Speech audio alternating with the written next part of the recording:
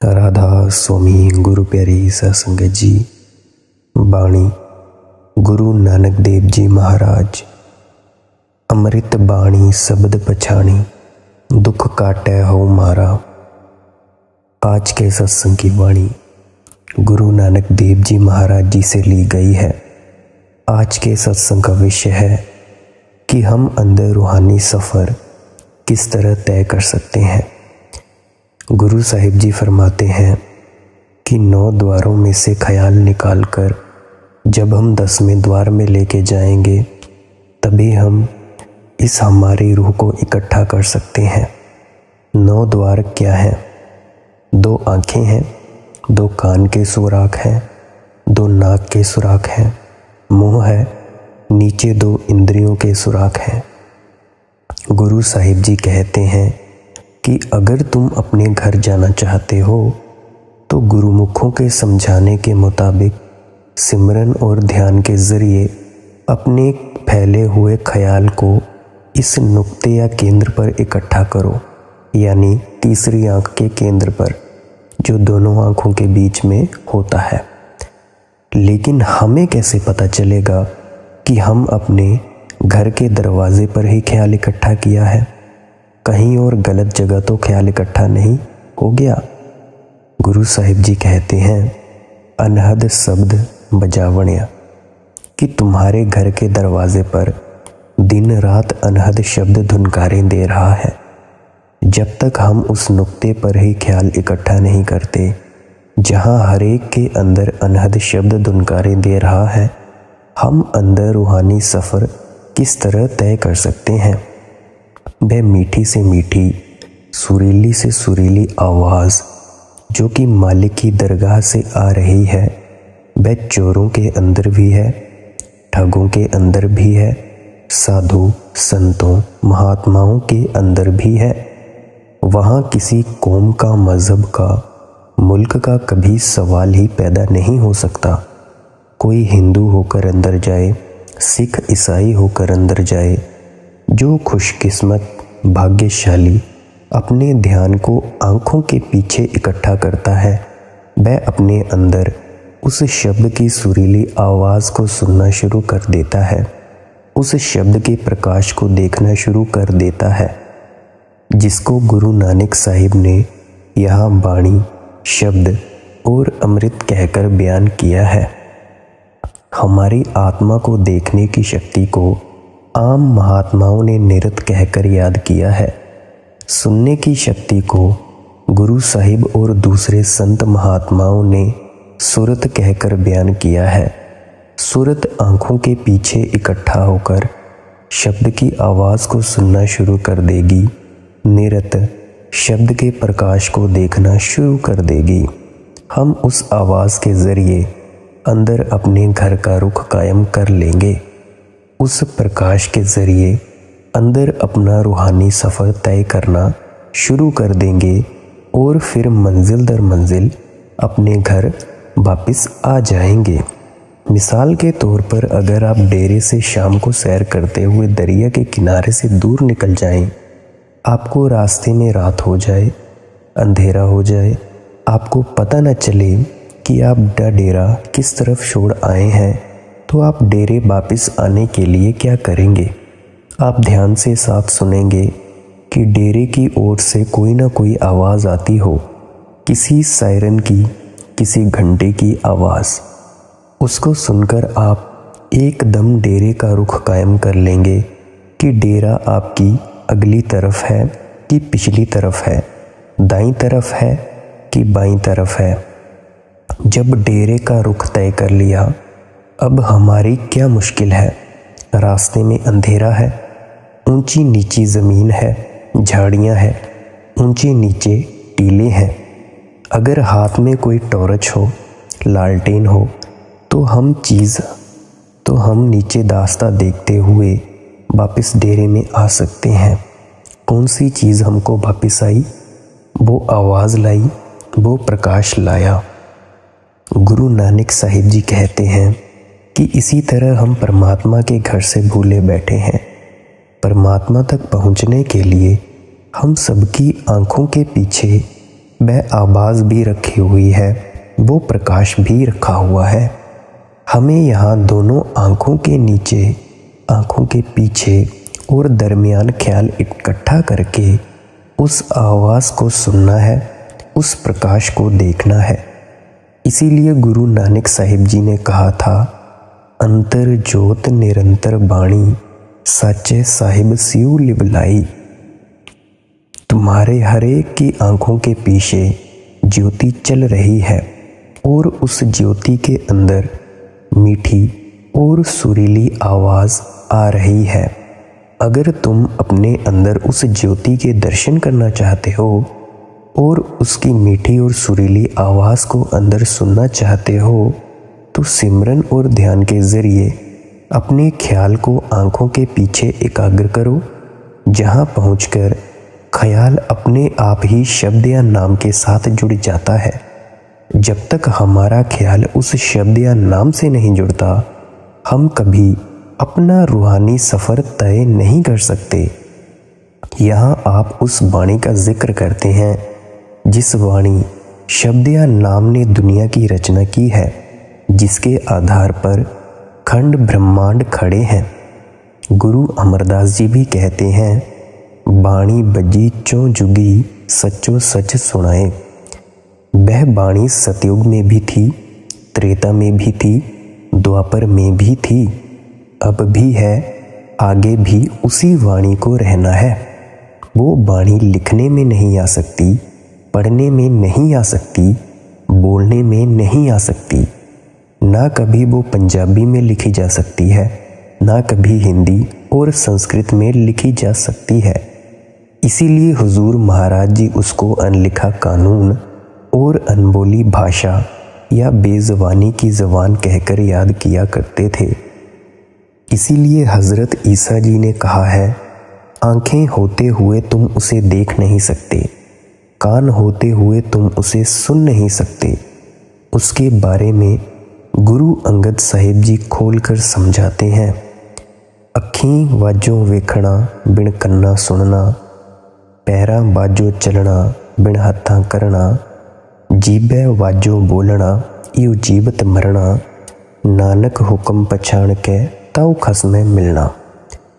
तुम उस हुक्म, शब्द, नाम या वाणी को पकड़कर अपने पति या परमात्मा से मिल सकोगे, जिसको कभी तुम्हारी आंखें नहीं देख सकती, तुम्हारी ज़बान बयान नहीं कर सकती, तुम्हारे कान सुन नहीं सकते, जहाँ तुम्हारे हाथ लेकर नहीं पहुँच सकते, तुम्हारे पाँव लेकर नहीं पहुँच सकते, लेकिन जिस चीज़ को तुम जीते जी मरकर हासिल कर सकोगे। जीवित मरना गुरु साहिब किसको कहते हैं? आप देखें, जब किसी की मौत आती है, सबसे पहले उसके हाथ ठंडे हो जाते हैं, उसके पैर ठंडे हो जाते हैं, उसका धड़ ठंडा होना शुरू हो जाता है। कई बार उसको होश भी होता है, उसको पता भी होता है। जब उसकी आत्मा आँखों तक सिमटकर आ जाती है, वह शरीर को छोड़कर एक तरफ हो जाती है, तब हम कहते हैं कि वो इंसान मर गया है। गुरु साहिब जी कहते हैं कि इस तरह आप जीते जी मरें। अगर आप सच्चे शब्द को पकड़ना चाहते हैं, सच्ची वाणी को सुनना चाहते हैं, सच्चे नाम या शब्द के साथ जुड़ना चाहते हैं, तो सिमरन और ध्यान के ज़रिए ख्याल को 9 द्वारों में से समेटकर आँखों के पीछे इकट्ठा करें। गुरु अमरदास जी कहते हैं, सतगुर सेवे ताम मल जाए, जीवत मरै हर सिउ चित लाए। आप समझाते हैं कि गुरुमुखों की सेवा के ज़रिए, यानी उनके उपदेश पर चलकर ही आप मन की मैलों को दूर कर सकेंगे। उनका उपदेश क्या है? जीवत मरै हर सिउ चित लाए, कि जीते जी मरो ताकि तुम्हारा परमात्मा से प्यार पैदा हो जाए।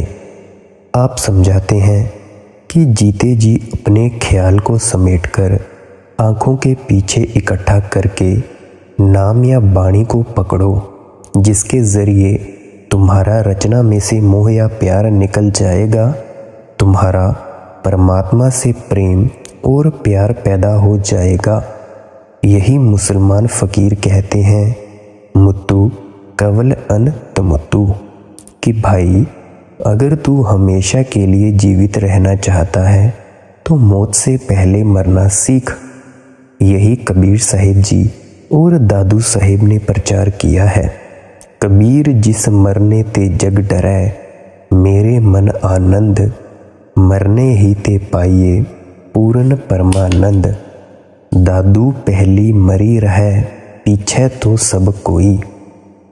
कबीर साहिब जी कहते हैं कि जिस मरने से दुनिया हर रोज़ डरती फिरती है, कांपती फिरती है, मेरे मन में उस मरने का रोज़ आनंद ही रहता है, चाव रहता है। आपके कहने का मतलब है कि मैं रोज़ अपने ख्याल को आंखों के पीछे लाकर अंदर रूहानी मंजिलों पर जाता हूँ। सेंट पॉल ने बाइबल में कहा है, आई डाई डेली, मैं रोज़ मरता हूँ, यानी मैं रोज़ ख्याल को समेटकर आंखों के पीछे लाकर अंदर रूहानी सफ़र तय करता हूँ। गुरु नानक साहिब जी यहाँ उस वाणी का जिक्र करते हैं जिस वाणी ने दुनिया की रचना की है, जो चारों युगों से सच चली आ रही है, जो हर एक के अंदर धुनकारें दे रही है। उस वाणी में अमृत है, वह शब्द है, वह नाम है। गुरु साहिब जी कहते हैं कि जब तुम्हारा मन अंदर वह अमृत पीना शुरू कर देगा, रचना में से तुम्हारा मोह या प्यार अपने आप निकल जाएगा, परमात्मा से प्यार पैदा हो जाएगा। गुरु अमरदास जी की वाणी है, 9 दरवाजे नमे दर फीके, रस अमृत 10 में चुईजे। भाई आंखों से नीचे नीचे तुझे कभी अमृत नहीं मिलेगा। आंखों से नीचे नीचे इंद्रियों के भोग हैं, विषय विकारों, शराबों कबाबों की लज्जतें हैं। अगर तू रस से भरे हुए अमृत को पीना चाहता है, वह 24 घंटे तेरी आंखों के पीछे बरस रहा है। जब तक कोई दोनों आंखों के बीच शिव नेत्र या तीसरे तिल पर ख्याल इकट्ठा नहीं करेगा, जहाँ वह अमृत बरस रहा है, वह उस अमृत को पी किस तरह सकेगा, अमर किस तरह हो सकेगा और अपना जन्म मरण के दुखों से छुटकारा किस तरह हो सकेगा। ये जो अपने लफ्ज़ हैं, जो प्यार में आकर हम मालिक के नाम रखकर बैठे हैं, अल्लाह, वाहिगुरु, राधा स्वामी, हरिओम, परमात्मा, परमेश्वर, ये सब लिखने में आ जाते हैं, पढ़ने में आ जाते हैं, बोलने में आ जाते हैं। हर नाम की आप तारीख लिख सकते हैं, म्याद और वक्त निश्चित कर सकते हैं। ये हमारे साधन है, वह सच्चा नाम हमारा निशाना है, हमारी मंजिल है। हमें इन लफ्ज़ों के साथ प्यार करके कभी कौमों, मज़हबों व मुल्कों के झगड़े खड़े नहीं करने हैं, बल्कि इन लफ्ज़ों के ज़रिए ख्याल को आंखों के पीछे इकट्ठा करके अंदर शब्द की लज्जत हासिल करनी है, सच्चे नाम की लज्जत प्राप्त करनी है। वह नाम ही अमृत है। उस नाम की कमाई करके उसको अंदर पाकर ही हम अमर हो सकते हैं। गुरु अमरदास जी कहते हैं, नाम रते परम हंस वैरागी, निज घर ताड़ी लाई है। जो उठते बैठते चलते फिरते नाम के रंग में रंग जाते हैं, वे परमहंस वैरागी बन जाते हैं। परमहंस वैरागी हम बेटे बेटियों को त्याग कर, जंगलों पहाड़ों में छिपकर, कपड़े भंगवे रंगाकर नहीं हो सकते। गुरु साहिब जी परम वैरागी उनको कहते हैं जो घर में रहते हुए नाम या शब्द के रंग में रंग जाते हैं। गुरु अमरदास जी कहते हैं, शब्द मरै सोई जन पूरा, सतगुर आँख सुनाए सूरा। हमारे सूरमा बहादुर सतगुरु ने हमें यही उपदेश दिया है कि जो उठता बैठता चलता फिरता अपने आप को शब्द में लीन कर लेता है वह पूरा हो जाता है, वह उस पूर्ण परमात्मा के अंदर समाने के काबिल हो जाता है।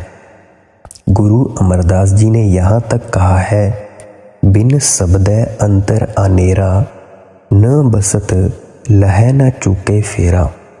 उस शब्द की कमाई के बिना ना किसी के अंदर से कभी अज्ञानता का अंधेरा दूर होगा, ना किसी को परमात्मा मिलेगा, ना किसी का देह के बंधनों से छुटकारा होगा।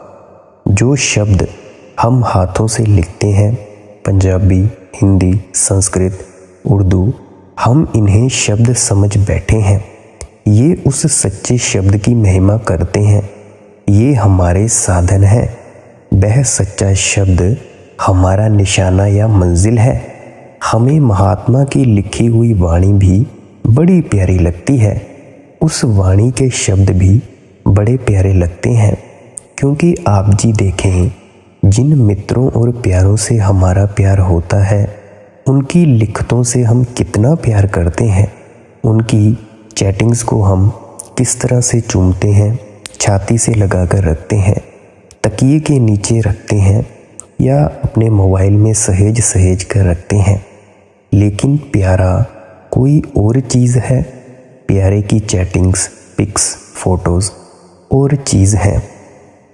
चैटिंग प्यारे की याद कराएगी, प्यारे के लिए तड़प पैदा कर देगी कि आप प्यारे के पास जाएं, लेकिन प्यार से मिले बिना आपकी तड़प कभी कम नहीं हो सकती। महात्माओं ने जो हमें समझाने के लिए वाणी लिखी है, यह हमारे अंदर उस मालिक से मिलने की तड़प पैदा करती है, प्यार पैदा करती है, उससे मिलने का तरीका बताती है, रास्ता बताती है। लेकिन इसके पढ़ने में मुक्ति नहीं, जो कुछ पढ़ते हैं उस पर अमल करने में मुक्ति है। इसीलिए गुरु नानक साहिब जी ने कहा था, पढ़िए जेते बरस बरस, पढ़िए जेते मास, पढ़िए जेती आरजा, पढ़िए जेते सास। नानक लेखै एक गल, होर होमै चखना चाख।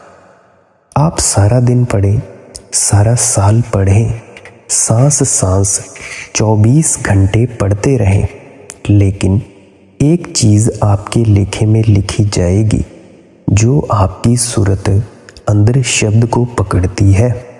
गुरु अमरदास जी कहते हैं, पढ़ पंडित अवरा समझाए, घर जलते की खबर न पाए। पंडित या भाई लोग दुनिया को पढ़ पढ़कर समझाने की कोशिश करते हैं, लेकिन जो अपने घर के अंदर लगी हुई आग को नहीं देखते, उस अग्नि को कोई बुझाने की कोशिश नहीं करते, उनका अपना घर लुटा जा रहा है।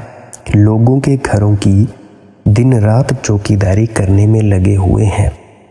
अपना बोझा उठाया नहीं जाता, पराए गधे बने बैठे हैं।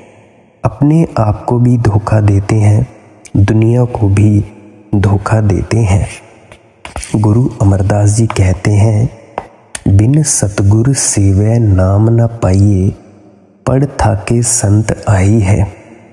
तुम दिन रात पढ़ पढ़कर थक जाओ, तुम्हारे मन के अंदर कभी सुख और शांति नहीं आ सकती जब तक तुम शब्द या नाम की कमाई नहीं करते। गुरु नानक साहिब की तालीम हमें बाहरमुखी नहीं करती, अंतर्मुखी करती है। इसीलिए गुरु साहिब जी यहाँ उस वाणी का जिक्र करते हैं जिसको पाकर हमारे अंदर से दुनिया का मोह या प्यार निकल जाता है, हमारे रास्ते से होमे की रुकावट दूर हो जाती है और हम अपने अंदर ही उस परमात्मा को पहचानने के काबिल बन जाते हैं। नानक होमै रोग बुरे। अब गुरु नानक साहिब जी हमारी हालत देखकर अफसोस करते हैं, तरस खाते हैं कि हम दुनिया के जीव बड़ी बुरी तरह होमै की बीमारी में फंसे हुए हैं। मालिक का किसी को पता नहीं, मालिक की भक्ति की ओर किसी का ध्यान नहीं जाता। हम दिन रात बेटे बेटियों के प्यार में फंसे रहते हैं, कौमों मजहबों मुल्कों के झगड़ों में, शराबों कबाबों की लज्जतों में फंसे रहते हैं। दिन रात दुनिया की शक्लों पदार्थों की भटकना हमारे अंदर लगी हुई है। इस रचना के पदार्थों को दिन रात अपना बनाने में लगे हुए हैं और तो और अपनी मौत को भी भूले बैठे हैं। रोज़ देख रहे हैं कि हमारे साथी हमारा साथ छोड़े जा रहे हैं। एक एक के साथ होकर खुद उनको शमशान भूमि में पहुंचा कर आते हैं। खुद आंखों से देखते हैं कि जिन शक्लों और पदार्थों से वे इतना प्यार किया करते थे, उनमें से किसी चीज़ ने उनका साथ नहीं दिया। फिर भी हमें यही ख्याल रहता है कि वे इनको इकट्ठा करके साथ नहीं ले जा सके। शायद हम ज़रूर इकट्ठा करके अपने साथ ले जाएंगे। आप जी ने सिकंदर का नाम सुना ही होगा। जब सिकंदर की मृत्यु हुई तो उसने शर्तें रखीं कि वे 4 हकीम जो दुनिया के सबसे बेस्ट डॉक्टर होंगे, वे मेरी अर्थी को कंधा देंगे, ताकि सभी को पता लगे कि जब मौत आती है तो कोई भी हकीम उसको ठीक नहीं कर सकता और मेरी दौलत सभी मेरे नीचे बिछाई जाए जहाँ से मेरी अर्थी गुजरेगी, ताकि लोगों को पता लगे कि ये धन दौलत यहीं रह जाएगी जो मुझे मौत में जाने के लिए नहीं रोक सकती।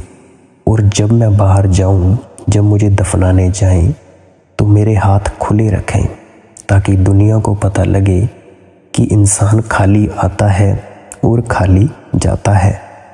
इसीलिए गुरु साहिब जी हमें गफलत की नींद से जगाते हैं कि तुम उस समय या वक्त को तो आंखों के सामने देखकर रखो कि उस समय कौन तुम्हारी सहायता करता है, कौन तुम्हारी मदद करता है। सब रिश्तेदार संबंधी आप आसपास बैठे रहते हैं, उनको तो यह भी नहीं पता चलता कि मौत के फरिश्ते आते किधर से हैं और हमें कान से पकड़कर ले किधर जाते हैं। जिनको पता ही नहीं कि वे फरिश्ते आए किधर से थे और चले किधर गए हैं, वे किसी की क्या मदद कर सकते हैं। आप जी को अपना बताऊं तो जब मेरी दादी जी की मौत हुई तो मेरे हाथों में हुई, तो मुझे भी पता नहीं लगा कि मौत के फरिश्ते आए किधर से थे और चले किधर गए।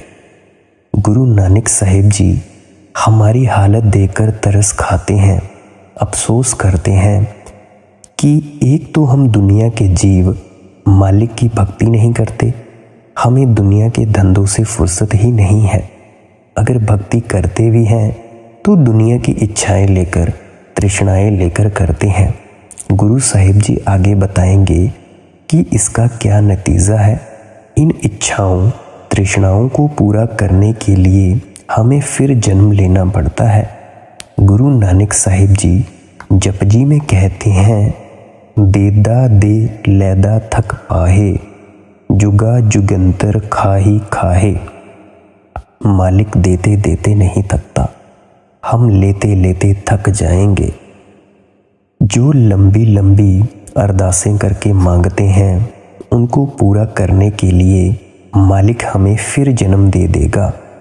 उस जगह जन्म देगा जिस जगह उन इच्छाओं को अच्छी तरह पूरा कर सकें। गुरु साहिब जी कहते हैं कि हम मांगते जाते हैं, परमात्मा देता जाता है। इसका क्या नतीजा होता है? हम यहीं 84 के कैदी बने रहते हैं। जब तक हम मालिक से मालिक को नहीं मांगते, तब तक हमारा देह के बंधनों से छुटकारा किस तरह हो सकता है। हम मालिक से मालिक को तो कभी मांगते नहीं, दुनिया की दातें ही दिन रात मालिक से मांगने में लगे हुए हैं। या हम डरते हुए मालिक की भक्ति करते हैं कि मालिक की भक्ति न की तो कहीं बेटे बेटियां नालायक ना हो जाएं, कारोबार में घाटा ना पड़ जाए, बिरादरी में निरादर होना शुरू ना हो जाए। यह भी कोई मालिक की भक्ति करने का तरीका नहीं। यह तो इसी तरह मालिक की भक्ति करना है जिस तरह लोग सांप को पूजा करते हैं, गुग्गे की पूजा करते हैं। सांप की कोई इसीलिए पूजा नहीं करता कि उनका सांप से प्यार होता है। लोग सांप के डंक से डरते हुए सांप की भक्ति करते हैं। हमें यह ख्याल लेकर कभी मालिक की भक्ति नहीं करनी चाहिए कि अगर भक्ति नहीं करेंगे शायद दुनिया में निरादर होगा या व्यापार में हानि होनी शुरू हो जाएगी। जो कुछ मालिक को देना है वह हमारे मुकद्दर में लिखा हुआ है। भक्ति करें या ना करें वो सबको मिल जाएगा। भक्ति हम इसीलिए करते हैं कि हम देह के बंधनों से छुटकारा हासिल करना चाहते हैं, वापिस जाकर परमात्मा से मिलना चाहते हैं। इसीलिए गुरु नानक साहिब जी हमारी हालत देखकर तरस खाते हैं। आप कहते हैं नानक होमै रोग बुरे। होमै की बड़ी बुरी बीमारी है जिसके कारण सब लोग इस रचना का हिस्सा बने हुए हैं और यहाँ दुखी हो रहे हैं। गुरु प्यारी साध संगत जी, आज का सत्संग यहीं समाप्त होता है। मेरे वचनों को बड़े प्रेम से सुनने के लिए धन्यवाद। राधा स्वामी जी।